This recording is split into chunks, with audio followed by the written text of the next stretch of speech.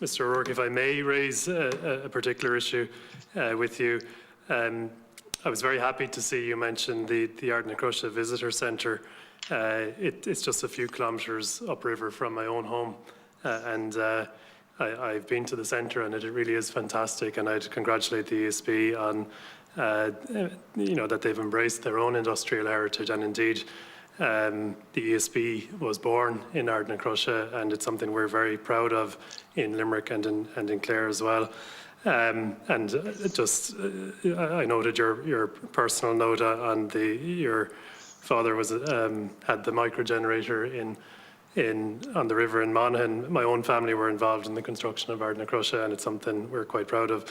And at the time, it was a vast engineering project, and I think it was 1/5 of the national budget was spent on building Ardnacrusha, and it was the first of its kind in the world. And indeed, many large-scale hydro projects around the world emulated what was done in Ardnacrusha, and much bigger projects indeed. But I don't think it's a project we would do now, simply because, well, partly because of the cost, but also because of the environmental impact of it. And I think it's true to say that it did have a huge environmental impact locally in Limerick and Clare, and I believe it continues to do so as well, with the best ESB I know operated it with the absolute best intentions and have all the right safeguards in place, but essentially we're talking about a major man-made construction on the river that does, its operation I should say, does impact on the local environment in terms of the health of the river. There's the issue of flooding also, which we are very used to in Limerick, and I think by and large the ESB does manage that well. I suppose I'd like you to comment on the balancing of your commercial imperative to generate electricity, renewable electricity, as hydropower is, and balancing that against your responsibility, your environmental responsibility, locally as much as globally.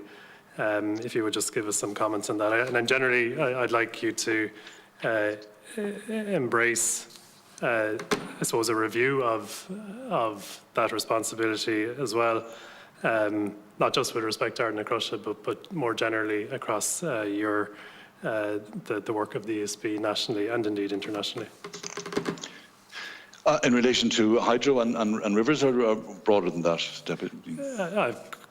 Both. I mean, if you can give me the local, well, as well as the global. Yeah, I mean, again, our remit is to supply safe, secure and affordable electricity to the people of Ireland. And obviously some of the things we do have environmental impact. So the objective of our carrying out our main programme is to try and do that as environmentally sensitive and adaptable as we possibly can. In relation to, for example, Ardnacrusha, the safe discharge of floodwaters takes precedence all over other matters, including generation electricity. So we have a choice between releasing floodwaters or generating electricity. We release floodwaters to try and relieve flooding pressures at various points in Shannon. Shannon is obviously a very complex river with very slow moving that tends to flood, and along its reaches, ESB is one of the partners involved in working with other people like OPW, IFA, Waterways Ireland and the various local authorities. So we continue to work with them to try and see can the operation of Ardnacrusha anyway help, and the way we operate it help to minimise the flooding impact, and indeed the things like fisheries and all the others which we have a remit for, to make sure that's done as sensitively and as effectively as we can. So I take your point about environment and with wind farms. That's why offshore wind, where it's offshore, it's technically very challenging in terms of floating offshore platforms, but in a way it's probably the least environmentally impactful of the various challenges we're looking for, and that's why we're very keen to try and develop our understanding and our plans for that as soon as we can. And in regard to all other things, you can just take it that we have a subcommittee of the board dealing with environmental issues, the impact of the ESB and indeed our own operations, to make sure that they're environmentally sensitive as well, that we're a low carbon operation as best we can, that our vans, where possible, are fueled in a way that doesn't take much fossil fuels and so on.